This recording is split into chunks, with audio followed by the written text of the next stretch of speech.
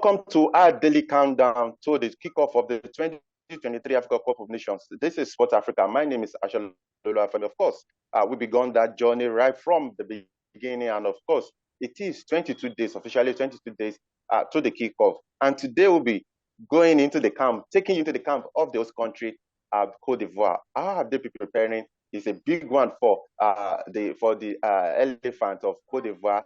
Of course, they will be looking to win their third title. Of course, 1992, and of course, they won it just a little more than 10 years ago when Javier Renard took them to glory. So today, let's look at briefly about Ivory Coast. Of course, a lot of investment that have been made, infrastructures have been put in place in terms of power, transportation system. Businesses have been empowered. Then you do not for a country like Ivory Coast, you put all these things in place and crash out in the semi-final, even semi-final of the AFCON. Now, let's talk about this, because a lot of people have argued that they might not stand the chance of winning this title, because it is no longer the Drogba era where you have the likes of Equatorial, Yaya Toure, Solomon Kalou, and the likes of them. But of course, Cote d'Ivoire, I think they also have a number of players. If you look at the likes of Sebastian Heller, of course, who has recovered from the cancer, and of course, you have Frank Kessié, Nicolas Pepe, Eric Bailly, Jeremy Boga. James, if you look at it, of course, you would think that Ivory Coast might stand a chance of winning this AFCON, dethroning Senegal, thinking of the fact that they are hosting. And of course, if you look at even the 2026 World Cup qualifier, they're topping their group. They've done well already. Yeah, Femi, Ivory Coast, one of the powerhouses of African football, 2 times of champions, 1992 and 2015.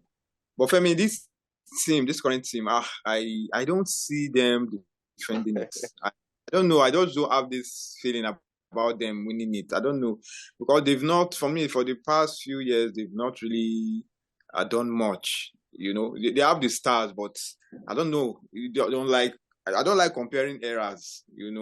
But the way the team is now, I don't see those. They don't have those players with characters. In the days of the Drogba, you have Solomon Kalou, you have Yaya Toure, you have Aruna Dindan.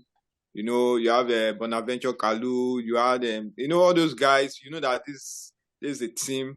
But this current, individually, they have talented players, but as a team, it's not the way they crashed out on the qualifiers for the last World Cup, even at the last AFCON, they got out on the groups, the quarterfinals. So fine, they have players like Wilfred Zaha, but I have not seen anything. They have not done anything since playing for Ivory Coast. I can't even pick out one outstanding game that. So for me, I'm not really banking on them. I remember when they won the AFCON in 1992. I think two teams in Senegal in 1992. 2 teams were even better than them. Ghana and Nigeria were better than Ivory Coast. It was so unfortunate that Ghana lost Abedi Pele in the final, and they outplayed Cote d'Ivoire in the final. Unfortunately, they lost via penalty shootout. The Super Eagles and Cote d'Ivoire, Ghana, they canceled themselves out. For me, the 2 best teams at that tournament, they canceled themselves out in the semi-finals. So for me, comparing this current team and those teams that have won it before, I find they're hosting, but I don't see them winning it. I don't know, the pressure might get to them. So this is the second time they are hosting. They didn't win it in 1984, and now they are hosting. The pressure that comes with hosting a major tournament like the AFCON. So for me, they might. To me, I see them getting to the quarterfinals. From there, anything can happen. But being the number 1 favorite, I doubt if they're going to win it. Okay, Coyote, I'm going to ask a question in just again in response to James's thoughts there. If you thought they wouldn't also stand a chance of winning it. Now, Coyote, you always said that good coaches are not cheap, because you always made the reference to Super Eagles coach Jose Peseiro. Now, of course, Cote d'Ivoire, they went for one of the most expensive coaches in African football, in the person of Liu Gasset. Is the third most paid national team coaches that will be coming to Cote d'Ivoire next year, of course, because he earns $108,000 every month. He's just behind Egypt coach Ray Victoria is earns the most in Africa, earns, of course, 200. No, second, Victoria earns $200,000 a month. Then Jamel, of course, the coach of Algeria, earns $208,000 every month. That's a lot of money. But for Ivory Coast to have gone to, to employ a coach that, earns this much, it means there must be some quality. And with the few talented players they have, according to James, I think they might likely stand the chance of, just bringing surprises, on their own soil. The way I see it from my vantage position here, Femi, is that Ivory Coast, they are no longer the force they used to be in the Drogba, Yaya Toure era, but they are not far behind the front runners either. Now, they have a good coach who is well paid, like you said. They have the facilities, they have the exposure. Then they will have home court advantage. Unfortunately, that could swing either ways. It could either help them over the finishing line or put undue pressure on them. So until they start and we see how they start, we're never going to be sure. And for me, this reminds me of 2004 in Tunisia. Everybody expected Tunisia to put up a very, very good display. They were hosting at home. They had Fauzi Rosi, one of the best strikers in Africa at that time. Everything was going well for them. You meant 94. Yeah, no, 2000. It was at 1994. Thank you very much. They had everything going for them. Fauzi Rosi was top striker. They had this very, very, very good goalkeeper. Everything was going on well for them until the first game. They played Mali, lost 2-0, and they never recovered. They never recovered until they were kicked out in the first round. So for me, being host could work both ways. It could work against you, or it could be in your favor. So that's why I feel I want to see Femi, like every other team in the competition. I want to see this Ivorian team, the first game and probably the second game. Then I will be able to tell you confidently where they might likely end up. Okay. At least if I see each of these teams once or twice, I will be able to tell you where they're going to end up. Okay, James, in a group that has Nigeria, the Guinea-Bissau, and Equatorial Guinea, you expect them to perhaps even top that group, regardless of what you think of them, because that would be the beginning. If they finish second on that group, that would be the beginning of even the pressure on the league, I said, and its players. Yeah, but I think the presence of the Super Eagles might, make you want to have a rethink. They know that it's not going to be easy, because when I watched. But the Super Eagles are no longer the Super Eagles that we also used to know. I know, but you still want to respect them. That's the thing about big teams. That's the likes of Nigeria, Ghana, Cameroon, and no matter how they are struggling, you cannot just go there and feel you're going to have an easy game. According to they know that they have pressure to do something. So for Ivory Coast, when the draw was announced and they mentioned Nigeria as one of the teams, there was kind of a shock. They reacted, so that it's going to be, it's not going to be easy for them, So fine, you expect them to qualify from the group. As hosts, they have decent players, very good players, who should be able to take them from this group. Whether they finish first or second, finishing first or second shouldn't be find the host they want to top the group and blah blah blah. But the important thing is to qualify from the group. If they don't do that, you know how disastrous that would turn out to be. So I see them qualify from this group. Whether first or second is what I don't know, because you have Nigeria and another thing again, Equatorial Guinea and Guinea-Bissau. These are teams that Nigeria have played in the past, and you know that these teams they don't make it easy for you. So like I said, I expect Cote d'Ivoire to come out from this group. Whether they finish first or second is what I don't know.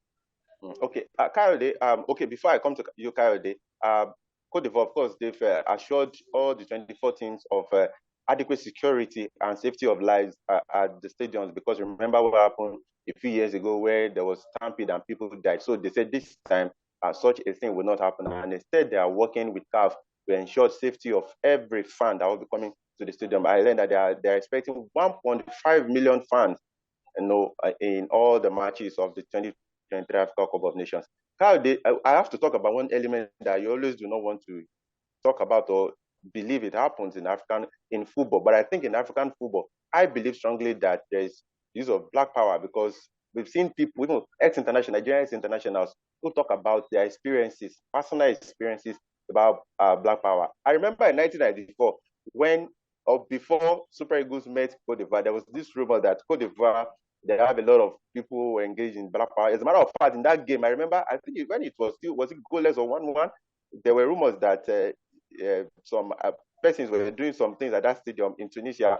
I'm talking about Ivorians. Kyle, you can't rule out things like this. Ivory Coast, they are hosting, so they see it as their own competition, and they might want to do anything whatsoever to help their team win. And you can't rule out the issue of black magic. Tell me, they hosted in 1984. They hosted in 1984. Well, probably... No, the black magic now. They just got the black magic. I mean, I would not, without trying to talk down on what we have as Africans. Femi, how many of these 5 have won even the AFCON that you talk about? How many of them? If you take away Senegal, for example, and how many titles have Senegal won? How many have Burkina Faso won? Benin Republic, how many have they won? Mali, how many have they won?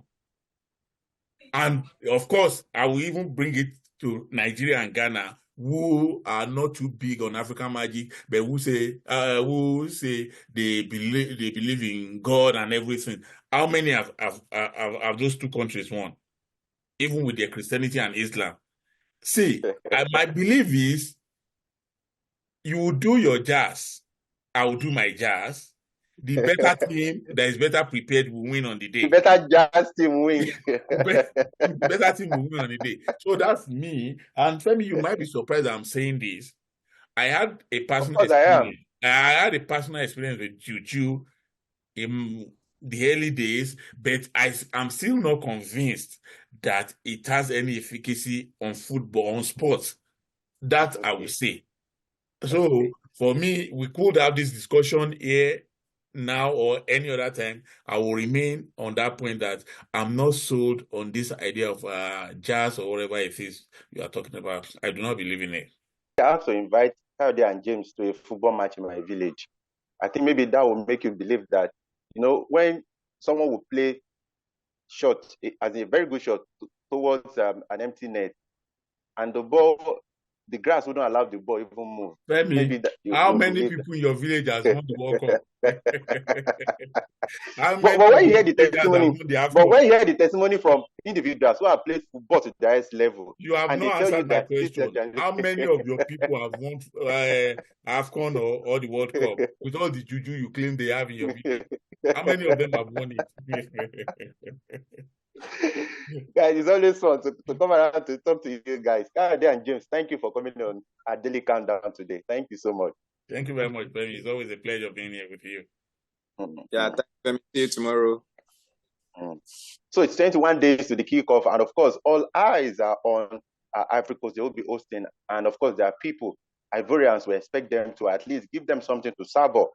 After the government investing so much infrastructure into hosting other countries on the continent. Once again, we say Merry Christmas in advance to all our fans around the world. Thank you for working with us on Sports Africa. Remember, this platform is still in the early days, of course, because of the issues we had with Nigerian Super Eagles. But of course, despite that, you've walked this journey with us. We appreciate you. So, like I said, tomorrow it will be 21, just 3 weeks to the kickoff of the 2023 Africa Cup of Nations, and we will be taking you to the camp of another country to know how they're preparing for this competition. So, until we see you tomorrow, I remain Ashalolu Afemi.